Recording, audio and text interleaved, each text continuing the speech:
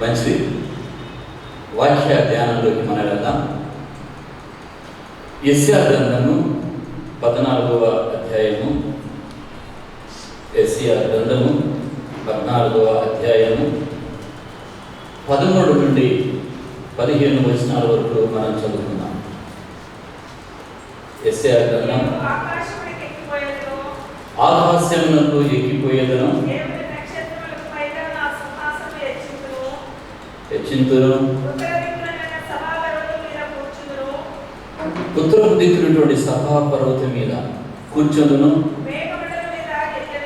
మేఘమండలం మీద మీది ఎక్కేదను, మహోన్నతునితో నన్ను సమానునిగా చేసుకుందును అని నువ్వు మనస్సులో అనుకుంటువి కదా. ఈ వ్యక్తిని ఎవరి గురించి రాయబడింది ఈ వాక్యం అంటే లూసిఫర్ గురించి రాయబడింది. ఈ లూసిఫరు మనస్సులో అనుకున్నటువంటి విషయం ఏమిటి? మహోన్నతునితో సమానిగా చేసుకోవాలని అనుకున్నాడు. మహోన్నతునితో, సర్వశక్తి గల దేవునితో సమానునిగా చేసుకోవాలని ఆశపడ్డాడు ఈ లూసిఫర్. ఈ లూసిఫరు పరలోక రాజ్యంలో దేవుని ఆరాధించడానికి ఆరాధికుడుగా, ఆ ఆరాధనలో ఆ యొక్క దూతులతో కూడా ఆరాధించడానికి మంచి ఆరాధికుడు. ఇలాంటి లూసిఫరు అన్ని అధికారాలు ఇవ్వబడ్డాయి. ఒక అధికారం ఏంటి? ఆ యొక్క సింహాసనం మీద కూర్చోవాలి.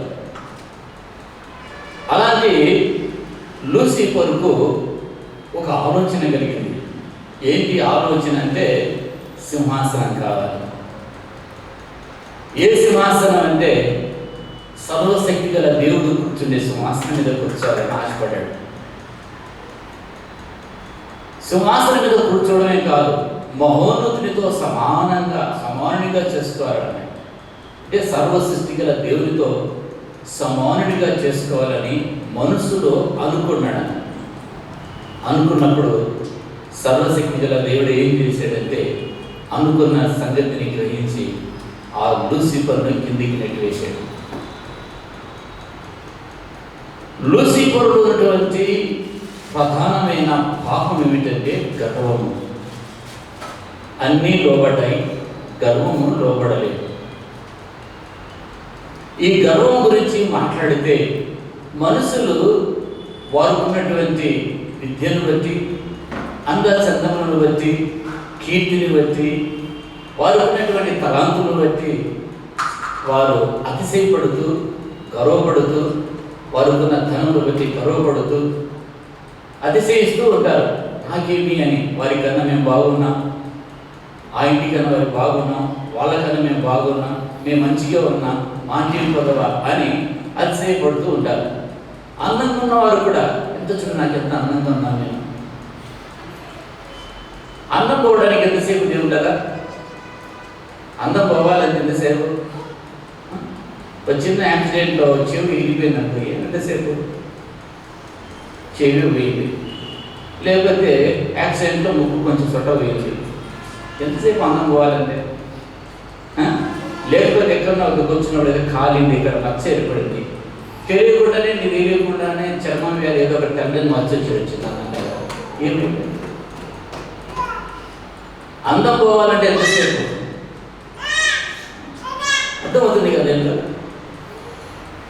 అయితే కొంతమంది ఏం చేస్తారంటే బలం గలవారు, చూడు నాకు బలం ఎంతుందో, ఆ కండలు పురి తిరిగినాయి, ఆ కండలు ఎంతో బలవంతంగా నేను. ఆ బలము తీసేయాలంటే దేవుడికి ఎంతసేపు? ఇక్కడ డెంగ్యూ ఫీవర్ ఇచ్చినందుకో అయిపోతాడు. బలం ఎంతసేపు? అంటే దేవుడిచ్చిన ప్రతి ఈవి కూడా ఆయన కృప వలనే అయి ఉన్నాం, ఆయన కృప వలనే మనం కలిగి ఉన్నాయి. అందునిమిత్తం ఆయన కృపను బట్టి మనం స్తుతించాలి. దేవుడే నాకు ఇచ్చినటువంటి ప్రతి ఈవిని బట్టి ఆయన కృప ఉంది, నాలో ఏమీ లేదు, ఆయన కృపను బట్టి ఏ రీతిగా ఉన్నాను అని దేవుడు మనకిచ్చిన ఈవును బట్టి మనం దేవుని స్తుతించాలి, దేవుని గణపరచాలి. ఎక్కడ అతిశయానికి కానీ, గర్వానికి కానీ, అహంకారమైన మనసుకు కానీ, గర్వపు మాటలకు కానీ మనం తావేయకూడదు. కొంతమంది మాట్లాడుతుంటారు, నీ స్టేజ్ ఎంత, నా స్టేజ్ ఎంత, నీ స్థితి ఎంత, నా స్థితి ఎంత, ఆఫ్టర్ ఆల్ అంటే అంటారు. ఓ మాటల్లో తెలిసిపోతుంది. ఏమనుకుంటున్నావు నేనంటే, కొంతమందిని మనం చూస్తుంటే వారి మాటలలో నేనెవరో నీకు తెలుసా, నేనెవరో నీకు తెలుసా, పేరు ఆయన అంటున్నాడు. అరే బాబు నేనెవరో నీకు తెలుసా అని అంటున్నాడు. పేరున్న ఆయన అంటాడు, బాబు నేనెవరో నీకు తెలుసా, నీకు రూపునిచ్చింది నేనే బాబు, నేనే అని అంటున్నాడు ఆయన. అంచేత తెలియని ఆధ్యాత్మికత, పరమార్థత మనకు తెలియని రోజులలో, జీవితం తెలియని రోజులలో, అజ్ఞానంగా అంధకారంగా రోజులలో గర్వపడ్డారు. అయితే దేవుడు మన మనోనేత్రాలు వెలిగించాడు. తన వాక్కు చేత మనల్ని దర్శించినప్పుడు మనలో గర్వానికి చోటు ఇవ్వకూడదు, గర్వానికి చోటు ఇవ్వకూడదు. దేవుడు మనకి ఇస్తున్నటువంటి ఇవిని బట్టి కానీ, జ్ఞానాన్ని బట్టి కానీ, తలాంతును బట్టి కానీ, ధనమును బట్టి కానీ, అందాన్ని బట్టి కానీ, ఎత్తును బట్టి, కొంతమంది ఎత్తును బట్టి సంతోషిస్తుంది. నేను ఎత్తుకున్నానని, చాలా హైట్ ఉన్నాను కదా నేను అని అతిశయపడతారు. చూడు ఎంత హైట్ ఉన్నాను నేను, ఎంత హైట్ ఉన్నాను, చూడు వాళ్ళు పెట్టుకున్నారు ఎంత హైట్ ఉన్నాను. ఆ హైట్ ఎవరు ఇచ్చారు? దేవుడు ఇచ్చాడు. హైట్ను బట్టి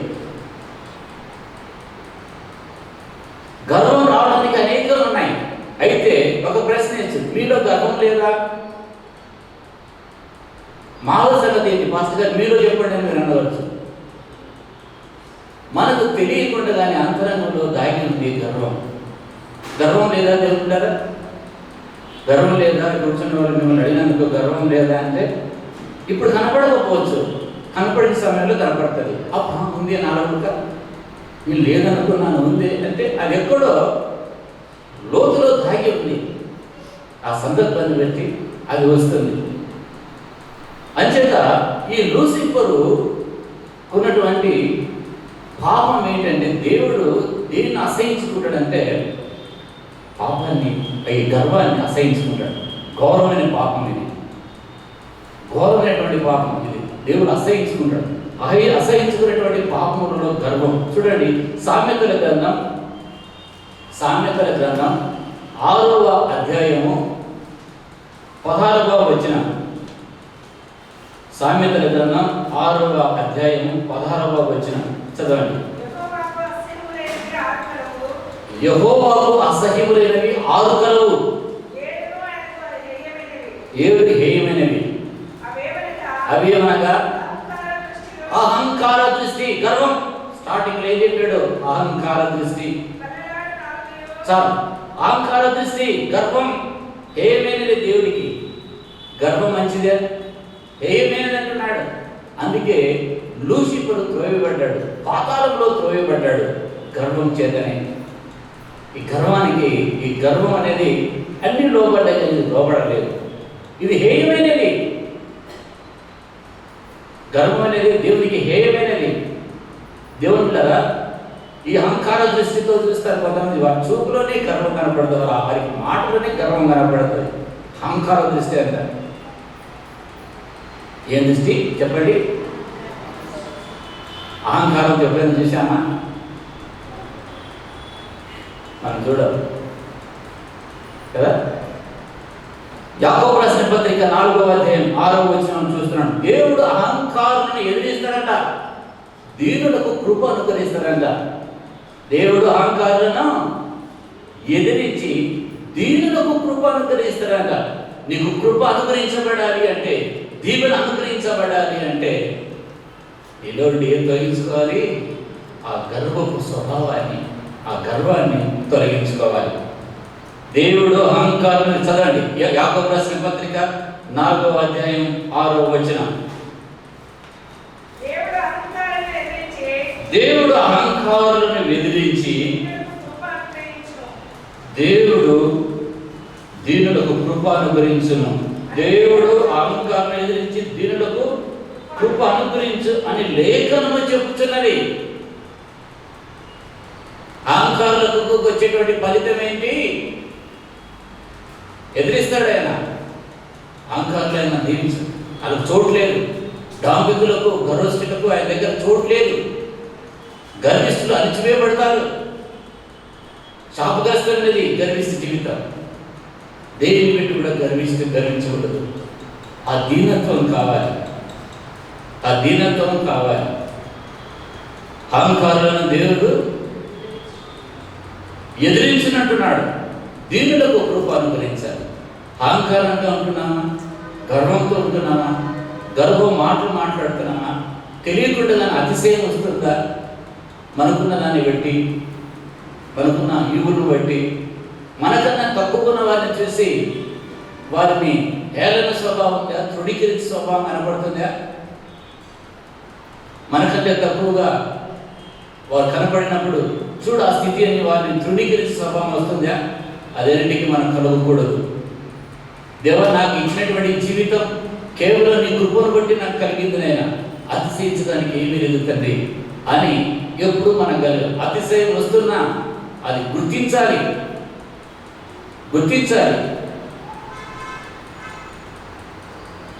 ద్రాక్ష తోట పూత పట్టిందంట.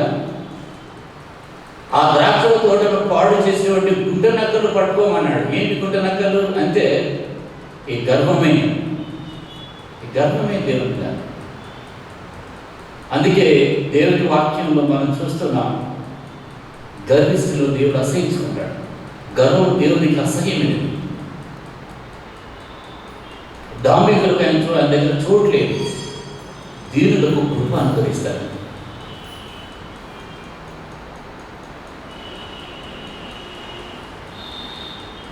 సామెతల గ్రంథం 16వ అధ్యాయం 18వ వచనంలో నాశనానికి ముందు ఉండేది ఇది. ఇది నాశనానికి ముందు ఉందంట. నాశనములకు ముందు గర్వం నడుచును, పడిపోవటకు ముందు అహంకారమైన మనసు వచ్చును. నాశనానికి ముందే ఉంటుందంట, గర్వం ఉంటుందంట. ఒక వ్యక్తి నాశనం ఉందంటే అంటే ముందు గర్వం ఉంటుంది. గర్వపడుతున్నాడంటే గుర్తుపట్టుకోవాలి మనం. ఏముంది నాకు, ఏది పెద్ద పండగ ఉంది నాకు అనుకోవాలి. గొడవపడుతున్నాడు ఆ వ్యక్తిని. ఆ గొడవపడుతున్న వ్యక్తికి మనం ముందే గుర్తించాలా? ఏముంది నిన్ను గొడవపడుతున్నాడు అయినా, ఏముంది నాకు, ఏముంది గొడవపడుతున్నాడు అంటే దాని తర్వాత ఏమొస్తుందని ముందే ఆ వెనకేముంది? ఆ గర్వానికి వెనకేముంది? నాశనం ఉంది. నాశనానికి ముందు గర్వం. ఒక నాశనం కలుగుతుంది అంటే ఆ వ్యక్తి ముందు గర్వపడుతుంటాడు, చాలా గర్వపడుతుంటాడు. హామాన్ అంటాడు, నాకేమిటంది కుమారులు ఉన్నారు. ఇప్పుడు ఎంతోమంది కుమారులు ఉన్నారు. రాజు దగ్గర నా పీఠం ఎత్తుగా ఉంది. రాజు స్థానానికి వెళ్తే అందరూ నాకు నమస్కారం చేస్తున్నారని గర్విస్తున్నాడంట. గర్వించే వ్యక్తికి ఏం జరిగిందో తెలుసా? ఏదైతే తన ఇంటి దగ్గర నాటినాడో ఉరికొయ్య, ఆ కొయ్య మీదనే అతడే ఉరి తీయబడ్డాడు. గర్వం అలాంటిది. గర్వం అలాంటిది. నాశనానికి ముందు గర్వం నడుచును. దీనివల్ల అంత నష్టం ఉంది. ఎప్పుడైనా మిమ్మల్ని ఇబ్బంది పెట్టిందే ఈ గర్వం? ఈ గర్వం మనలో తీసివేసుకోవడానికి చాలా ప్రయాసపడుతుంటాం. ఏ రూపంలో వస్తుంది అది? ఒక ఫంక్షన్కి వెళ్ళినప్పుడు, లేకపోతే ఒక చోటుకి వెళ్ళినప్పుడు గర్విస్తుంటాం. మనం ధరించి వస్త్రాలను బట్టి, ఆభరణాలను బట్టి. మనకంటే తక్కువ వాళ్ళు ఏం లేకుండా సాధారణంగా వస్తే కొంచెమన్నా లేదా వీళ్ళకు ఆయన వాళ్ళని వాళ్ళు కామెంట్ చేస్తారా? అదే అప్పుడు కామెంట్ చేస్తాను. చూడు, మాకు 5 ఏళ్ళకి 5 ఉంగరాలు ఉంటాయి, కనీసం ఉరుమడం లేదు ఆయనకు. నీకు 5 ఏళ్ళకి 5 ఉంగరాలు పెట్టు. అయ్యి లేదు కదా ఆ వ్యక్తిని, ఆ వ్యక్తి పట్ల త్యాగం చూపించు. నీకు ఇచ్చిన దేవుని బట్టి నేను స్థుతించు. అంతే దాన్ని కంపేర్ చేసుకోవద్దు. కంపారిజన్ వచ్చిందంటే పర్వాలేదు, ఆయనకన్నా నేను పర్వాలేదు, ఆత్మీయంగా నేను బాగా ప్రార్థన చేస్తాను, నేను బాగానే ఇప్పుడు ఆత్మీయంగా ఉపవాసం ఉంటున్నాను, ప్రార్థన చేస్తాను, మంచి ఆత్మీయపడుతుంది. కొంతమంది ఎలా ఉంటారంటే ముట్టుకుంటే మేము అద్భుతులమైతా ఉన్నట్టుగా అంత అనుకుంటారు. ముట్టుకుంటే మేము అద్భుతమైన అంత పరిశుద్ధులుగా అనుకుంటారు. అది ఆత్మీయ గర్వం ఉంటుంది. ప్రారంభంలో నాకు ఇలాంటి ఆత్మీయ గర్వం ఉండేది. నేను ఉపవాసం ప్రార్థన చేస్తాను, ఇరుగొట్టి పెట్టాడు, బిడ్డ చేస్తాను. అప్పుడు ఉండేదంతా పోయింది. తెలియదు కొత్తలో హాట్ ఆకాశం తెస్తుండేవాడిని. కొత్తగా ప్రభు నమ్ముకున్నాడు. ఎప్పుడైతే ఇరుగొట్టాడో పడిపోయింది. ఏం లేదు ప్రభు నాకు సాయం చేస్తానే. ఆత్మీయతను బట్టి కొంతమంది ఏం చేస్తారు, గర్విస్తుంటారు. వాళ్ళతో నేను బాగా ఉపవాస ప్రార్థన చేస్తాను, చాలా ఆత్మీయంగా ఉన్నా, వాక్య జ్ఞానం బాగా తెలుసు నాకు అని అతిశయించడానికి అక్కడ లేదు. ఇద్దరు వ్యక్తులంతా మందిరానికి వెళ్ళారంట ప్రార్థన చేసుకోవడానికి. ఒక సుంకరి, పరిచయుడు. పరిచయుడు ప్రార్థన చేస్తున్నాడంట. ఎలా ప్రార్థన చేస్తున్నాడు అది కదా, చదవండి. లూకాసు వార్త 18:11 వచ్చిన. పరిచయుడు, సుంకరి ఇద్దరు కూడా ప్రార్థన చేయడానికి వెళ్ళారు మందిరానికి. మళ్ళాక వారు మందిరానికి వచ్చారంట. తామే నీతిమంతులమని తమ నమ్ముకొని ఇతరులను తృణీకరించు కొందరితో. తృణీకరించడం, ఇతరులను త్వరగా తృణీకరించడం, సులభంగా తృణీకరించడం. నీకేం తెలుసు, నాకని తెలుసు. పక్కనట్టు నీకేం తెలుసు, నాకని తెలుసు అనేవారు అన్నారా? నీకేం తెలుసు, నాకనే తెలుసు, నువ్వేం చెప్పాల్సిన అవసరం లేదు అన్నారా ఇంట్లో? నీకేం తెలుసు, నాకని తెలుసు. అక్కడేంది లోపం. జీవిత కాలం అంతా మనం నేర్చుకున్న వాళ్ళమే జీవితం. అంత తెలియదు మనకు. చిన్న పిల్లవాడు చెప్తున్న జాగ్రత్తగా ఆలకించాలి. పిల్ల కుక్కవు నా నువ్వు చెప్తావా అనేటప్పుడు వినాలి, సహనంతో వినాలి. ఇతరులను తృణీకరించటం. గృహంలో కూడా సహోదరులు ఒక మంచి మాట చెప్తున్నప్పుడు నోరు మూసుకుంటావా, ఇంకా నోరు మూసుకుంటావా అంటారు. ఆలకించాలి. వాద్యం ఏం చెప్తున్నారు, ఆలకించాలి. తామే నీతిమంతులమని ఇతరులను తృణీకరించు కొందరికి ఆయన ఉపవాసం చెప్పాడు.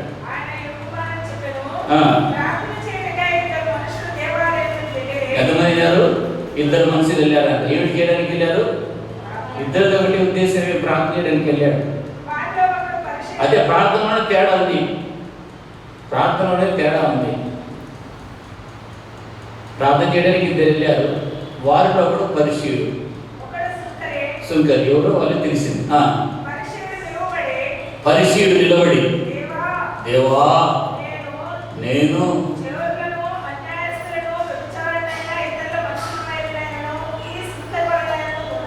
సుకృతి ఏం పని వచ్చింది? నువ్వు మంచోడు, చోరులాగా నేను, గంగలాగా నేను, నీతిమంతుని, గొప్పవాడిని, అలాంటివన్నీ పోడుకుంటున్నాడు ప్రార్థనలో. ప్రార్థనలో పోడుకోవడా? ప్రార్థన చేయని వ్యక్తి ఎక్కడ వెళ్ళాలి? నువ్వు గొప్ప దేవుడు అని గొప్ప దేవుని పోవడాలి, కానీ తన పోడుకుంటాడా? ప్రార్థన చేయడానికి మన ప్రార్థనకు వస్తే ప్రార్థన చేసేటప్పుడు తెలుసు కదా ప్రభా నాకు ఎన్ని ఎకరాల భూమి ఉందో, తెలుసు కదా నేను నాకు ఎన్ని వాహనాలు ఉన్నాయో అని అట్లాడతాడా? ప్రభు నాకు ఇచ్చిన దాన్ని బట్టి ఇస్తావు, అంతా నీదేనయ్యా, నాలో ఏమీ లేదయ్యా అని అలా చేయాలి. కానీ అవును వాళ్ళు ఇతరులాగా లేదు కదా, దొంగల్లాగా నేను లేను కదయ్యా, ఎపిచారులాగా నేను లేను కదా, చోరులా లేకుండా చివరికి పరిశీలలాగా ఈ సుంకర్లాగా నేను లేను కదా. సుంకర్ ఏమన్నా సుంకర్తో పోల్చుకోమన్నాడా? ప్రార్థన అనగానే మనం ఏం చేయాలో తగ్గించుకుంటాం, ప్రార్థనలో తగ్గించుకుంటాం. అక్కడ లేదు. ఇంకేం చెప్తున్నాడు? ఉపవాసం లేదు కూడా చెప్తున్నాడు దేవుడికి.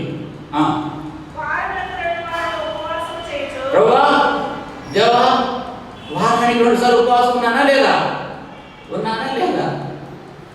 అప్పుడు దేవుడు ఏమన్నా ఉన్నావు బాబు అని అన్నా.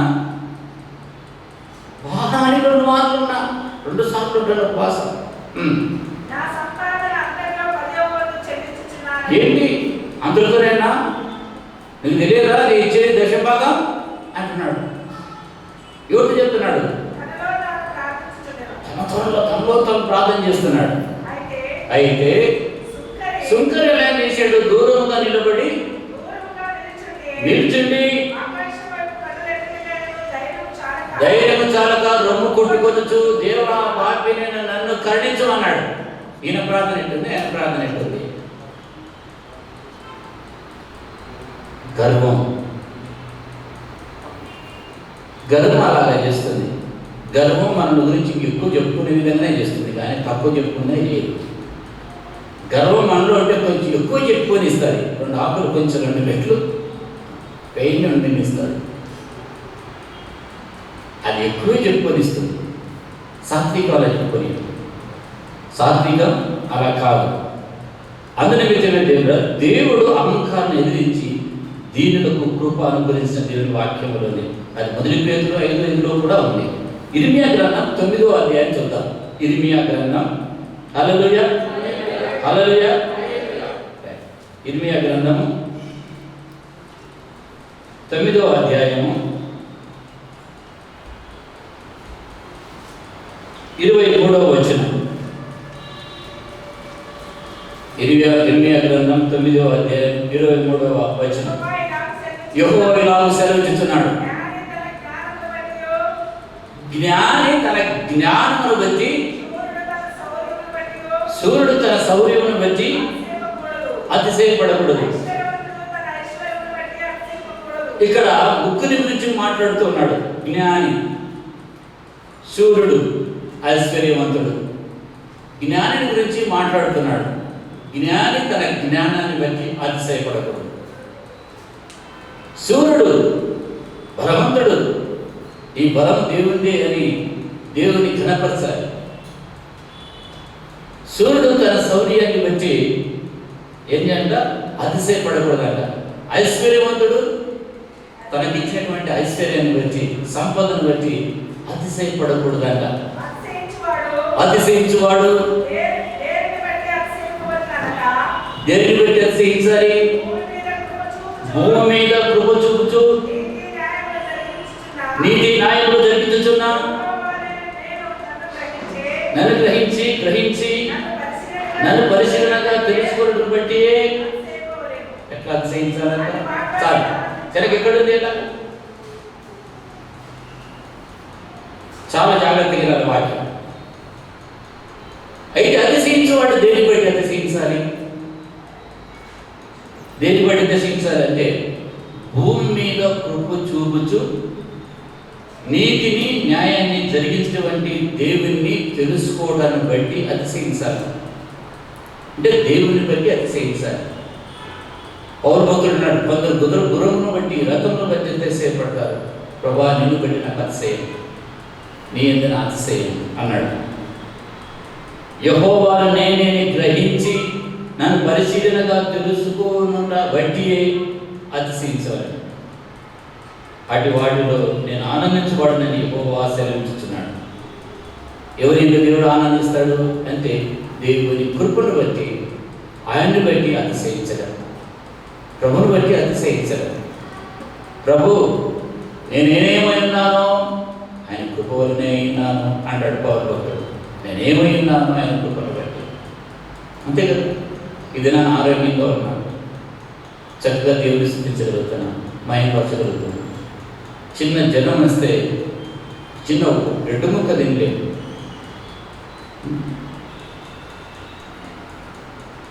ఆరోగ్యంగా ఉంటున్నాను, దేవుడు మనకి ఏదైనా అనుగ్రహించాడు ఇవి అంటే అది దేవుని కృపను బట్టి అని మనం గ్రహించాలి. అతిశయించడానికి, గర్వించడానికి ఎక్కడ మనం తావేయకూడదు. సో మాటలోనే మనం తెలిసిపోతుంటుంది. వారు మాట్లాడితే ఏ విధంగా మాట్లాడుతున్నారు అనే మాటలు అనేది మనకు అర్థమవుతుంది. సో మన మాటలను బట్టి ఎక్కడ కూడా మన మాటలు ఆ అతిశయంతో కూడిన మాటలు మాట్లాడడానికి మనం అనుమతించకూడదు. అటు వాటి వల్ల నష్టం మనం గ్రహించి సాత్వికమైనటువంటి మనస్సును మనం కలిగి ఉన్నాం. ఎదుటి వారి దీని మనసు అనేటువంటి వస్త్రాన్ని ధరించుకుని దేవుని వాక్యం.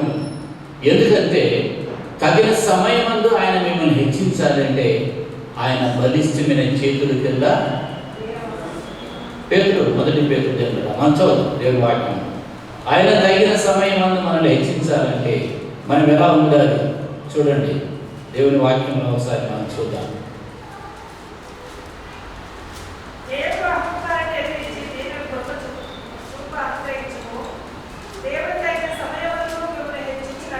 దేవుడు తగిన సమయమందు మిమ్మల్ని హెచ్చించినట్లు ఆయన బలిష్టమైన చేతుల కింద విధంగా దీన మనస్కులైండుడి. దేవుడిని నేను హెచ్చించాలని ఆశపడుతున్నావా? హెచ్చింపబడాలని ఆశపడుతున్నావా? దేవుడిని హెచ్చించాలని ఆశపడుతున్నావా? అయితే ఆయన బలిష్టమైన చేతుల కింద దీన మనస్సు ఉండాలి. దీన మనస్సు అనే వస్త్రాన్ని ధరించుకోవాలి. వస్త్రం అంటే కొత్త వస్త్రాలు అంటే మనందరికి ఇష్టమే కదా. దాని మీద కొంచెం మచ్చబడినా కానీ బొగ్గుమంటాం. ఏదైనా కొంచెం ఒక మంచి ఇష్టమైన వస్త్రం మీద ఏదైనా కొంచెం ఏదైనా ఒక మచ్చ కానీ ఏదైనా దానికి ఏదైనా మరక అంటే ఎందుకు నాకు ఇలా చేశారు, నాకు ఇది అంటే నాకు చాలా ఇష్టం, ఈ డ్రెస్ అంటే నాకు చాలా ఇష్టం, ఎందుకు దీనికి మచ్చ అంటించారు, రంగు అంటించారు.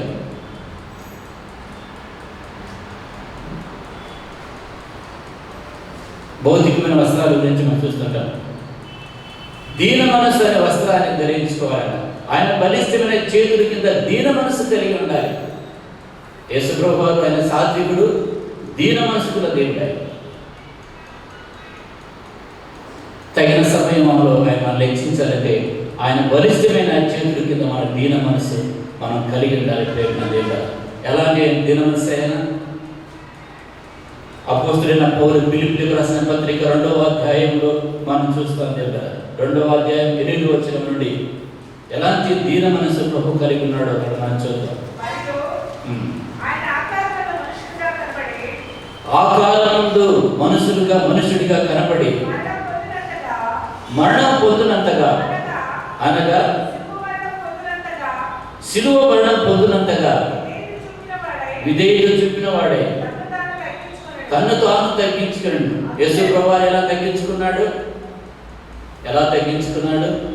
చాలాసార్లు తగ్గించుకోవాలంటే మనం కష్టపడుతుంటాం. తగ్గించుకోవడానికి ఇష్టం ఉండదు. చాలా బాధపడుతుంటాం, నేను తగ్గించుకోవడాన్ని. ఎవరైనా ఒక మాట దూషణ మాట అన్నారు, పోనీలేని తగ్గించుకుంటారా?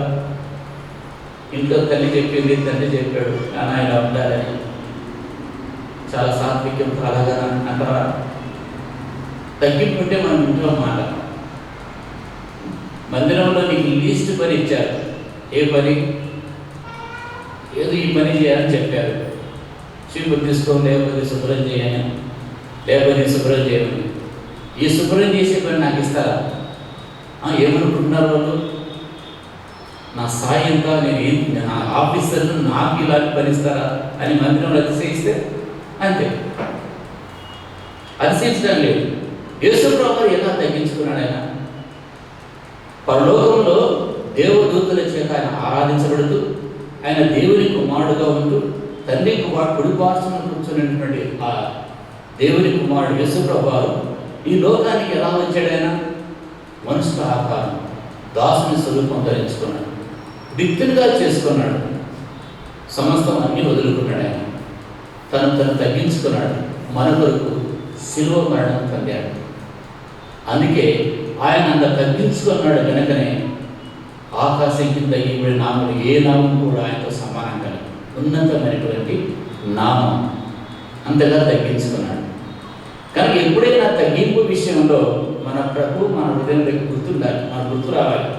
నా ప్రభువే అంత తగ్గించుకుంటే మానవునిగా ఆయన అవతారం ధరించి, అంటే పరలోకమైనటువంటి భాగ్యం, గొప్ప భాగ్యం, విడిచిపెట్టకూడని భాగ్యం, అదే వదులుకున్నాడు, తను తగ్గించుకున్నాడు. అంటే దేవుడు మన దీవెనకు రహస్యం ఏంటంటే తగ్గింపు. గర్వం అంటే మనలో ఎప్పుడు కూడా మనం ఆ యొక్క దేవుని దీవెన పొందలేము. ఒకవేళ మనుషులు లోపల గర్వం ఉంచుకొని బయటికి అలాగనండి అంటే అది నటన. గర్వం అంటే ఏదో తగ్గించుకొని ఏదో వంగి చెప్పడం కాదు, హృదయపూర్వకంగా లోటు నుండి రావాలి తగ్గింపు అనేది. ఎప్పుడైతే ఆ తగ్గింపు మనలో ఉంటుందో, ఆ సాత్వికం మనలో ఉంటుందో, ఖచ్చితంగా దేవుడు మీ కుటుంబాన్ని గొప్పగా ఆస్వాదిస్తాడు, నేను ఆస్వాదిస్తాను. చాలా గర్విష్టిగా ఉండేవాడిని నేను. ప్రభువు నమ్ముకున్న తర్వాత ఆ పుట్టంత పోవడానికి గోధుమ గింజల మీద పుట్టు పోవడానికి ఎలా జల్లించాడు.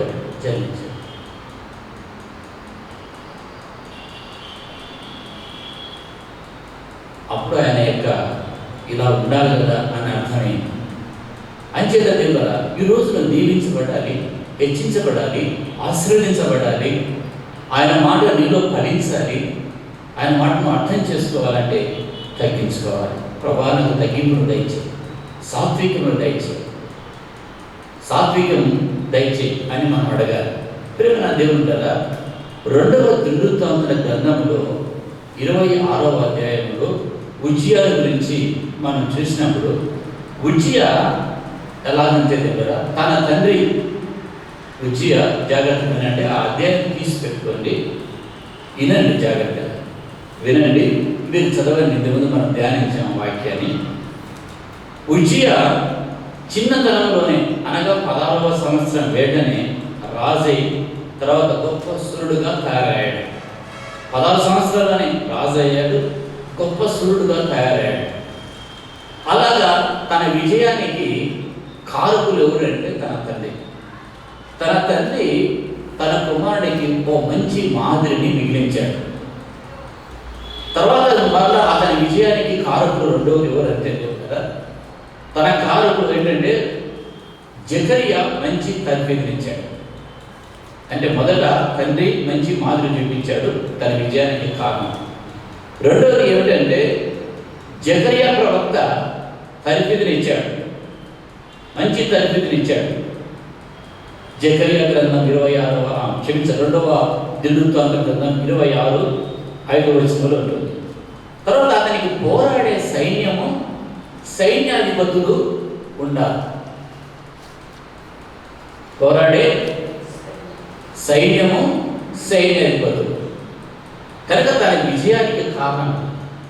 గొప్పగా దీవించబడిన తర్వాత తన మనసులో ఏం చేశాడు? గర్వించాడు. అంచేత ఏం చేశాడు? పడిపోయాడు. ఆ విషయంలో అజాగ్రత్త వహించాడు. నాలో గర్వం వస్తుందనేటువంటి జాగ్రత్త కలిగి లేకుండా అజాగ్రత్త వహించాడు. కనుకనే తన మనసును అతిశయించి గర్వించి పాడైపోయాడు. ఉన్నత స్థితికి మనం వెళ్ళిపోయినా అక్కడ గర్విస్తే అప్పుడు కింద పడిపోతాం. పెద్ద వాళ్ళందరూ కూడా, భక్తులందరూ కూడా చెప్పే విషయం, మన పెద్దలు కూడా చెప్తారు, గర్వం మంచిది కాదు నాయన, అతిశయించారు నాయన, ఆ గర్వం మాట మాట్లాడదు అని. అంచేత మనకు తెలివితేటలు ఉన్నా, అన్ని సంస్థలు ఉన్నా, ఒకరికన్నా ఉన్నతంగా ఉన్నా, ఇతరులను తక్కువ చూసి చూడడం కానీ, ఇతరులను తోలనడం కానీ, ధృవీకరించడం కానీ అది మనసు అంతరంగంలో కూడా రాకూడదు. వచ్చిందే అంతే.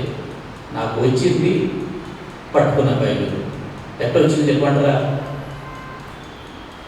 ఒక సేవకుడు, చాలా సాధారణమైన విలేజ్ సేవకుడు, బైబిల్ తీసుకొని తాను వేసుకునే చెప్పులు కూడా సరిగలేవు, పాపం చిరిగిపోయినాయి చెప్పులు కూడా, పాత చెప్పులు, డ్రెస్ చాలా ఇది ఉంది. ఆ సేవకుని నేను మొట్టమొదటిగా చూశాను. చూసినప్పుడు అప్పుడు ఇంకా నేను ప్రభులోకి రాలేను. నేను అనుకున్నా, ఏమన్నంట, ఈయన సేవకుడు అంట, ఏదైనా కావచ్చు కాదు, ఇలా కాకూడదు అనుకున్నాను. సేవకుడు ఈయన సేవకుడు అంట, బైబిల్ తీసుకుంటున్నాడు, నేను ఏదైనా కావచ్చు కానీ ఈయన మాత్రం కాకూడదు అంట. ఏమైనా నేను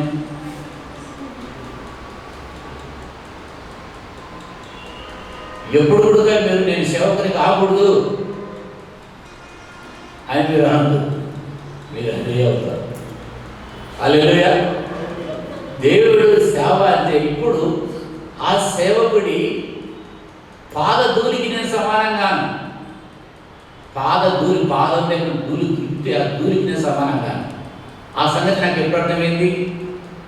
ప్రభులోకి వచ్చి ప్రభుని సేవిస్తూ సేవకుడు అయిన తర్వాత, సేవకుడు ఎంత విలువైనటువంటి దైవజనుడు అంటే విలువైన వాడు, ఎంత ప్రశస్తమైన వాడు, మార్గం చూపించేవాడు అనేటువంటి విషయాన్ని నాకు అర్థమై, అంత గొప్ప సేవకుని పట్టుకొని ఏమైనా అలా రాకూడదు అనుకున్నాను.